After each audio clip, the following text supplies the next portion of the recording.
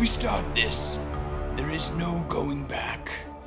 We may very well destroy a priceless and irreplaceable object, and some of you will not make it home. But we must take that risk, and we do this for glory.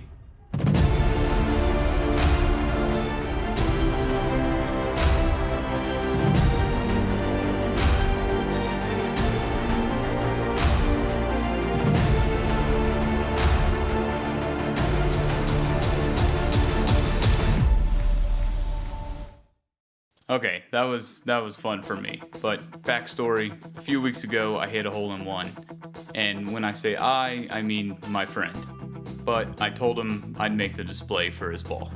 I'm gonna use this 4x4x4 silicone mold to encase the ball in epoxy. And that's where the danger comes in. A hole-in-one is super rare. I think the stat I heard was 1 in 11,000. So with 4 par 3s in a round, that means you need to play every day for 7.5 years to get one. So I'm terrified of screwing this up.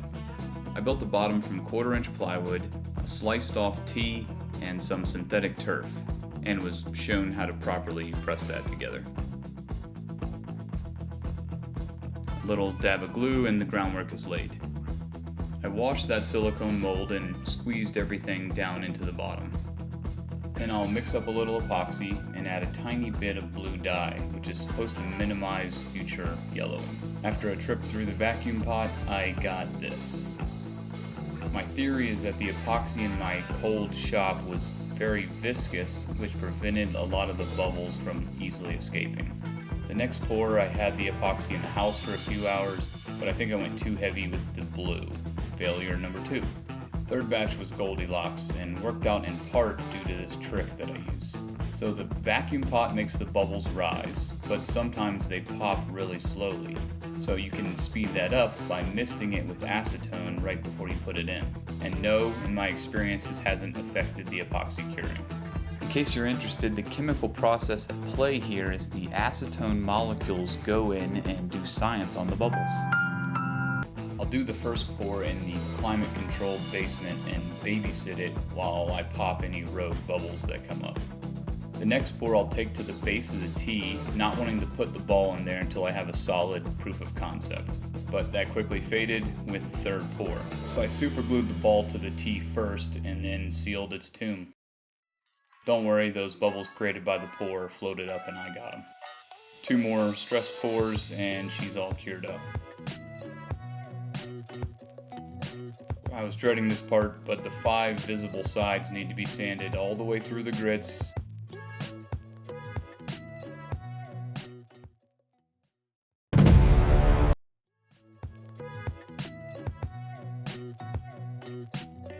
Including micromesh, and finished up with microfine Yorkshire grit.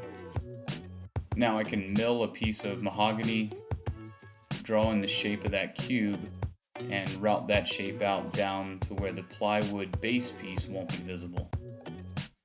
Then I'll take it to final size and cut an angle on the front side. Mahogany gets finished with Osmo, and then 2-part epoxy marries those 2 pieces together. A little double stick tape for the administrative details, and this thing is done. Thanks for watching.